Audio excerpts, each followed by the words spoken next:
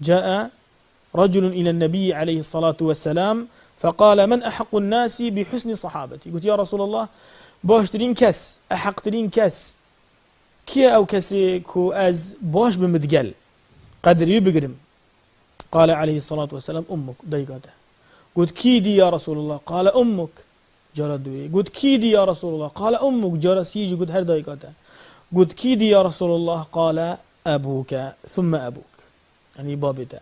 وروى النسائي وابن ماجه في سننهما من حديث معاوية ابن جاهمة رضي الله عنه أن جاهمة جاء إلى النبي عليه الصلاة والسلام فقال: يا رسول الله، إني كنت أردت الجهاد معك أبتغي بذلك وجه الله والدار الآخرة. أذهات دفع خماري. قلت: يا رسول الله، مثل الجهاد قلت بكم بو خدي وبو رجا قيامة من. قال عليه الصلاة والسلام: ويحك أحية أمك؟ يعني نمان وقت بيجي أخذنا ويحك بو چنديتن، يعني بو توجعي، يعني هل الدايقة الساخة؟ قلت: نعم. قلت: بلي يا رسول الله.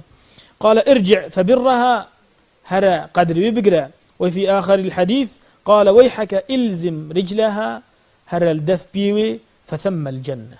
أبهش جال ويري، يعني القدر قرتنو ريز قرتنو احترام قدر دايكي ذا. ولقد أوصى الله تعالى بصحبة الوالدين بالمعروف وإن كانا كافرين. دايكو باب أخوها قر كافر جيبن، رب العالمين سبحانه وتعالى يقول: يا باش بتقلوا وإن جاهداك على أن تشرك بي ما ليس لك به علم فلا تطعهما وصاحبهما في الدنيا معروفا واتبع سبيل من أناب إلي ثم إلي مرجعكم فأنبئكم بما كنتم تعملون. يعني خوها قرهاتو دايكو بابتا كافر جيبن وبيجنتا ورا كافر جيبا چينا بتخوج واسلكي، چينا بتخوج وبعنريني، چينا بتقدر ونجري، فيتو قدر وبقري، فيتو احترام وبقري، فيتو رزي بدا وأبدا يكو بابن. خوها قر بيجنتا كفري جيبك فلا تطعهما. الكفري دا معصيتي دا بقى هو نكا، لكن بالمعروف بوا ديارك باشي، بوا ديارك بنصيحتي بنرميه بالرفقي، بو دايكو بابا ديارك أبا توحيدة، بو دايكو بابا ديارك أبا سنة بيغمبري عليه الصلاة والسلام.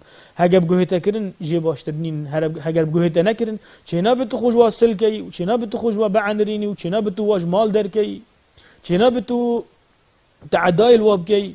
هاقا تبظاني أو عملك يوانا صحيحة، بدعاك ين خرافاك نب عمل وادها فيتو برحم تقلوابي، فيتو بأسلوبك وصاني غازي تقل دايكو بابي خوبكي حتى توابيني قناعت، توابيني هداية وسرق الراسطة توحيد رب العالمين وسنتها بيغمبري عليه الصلاة والسلام.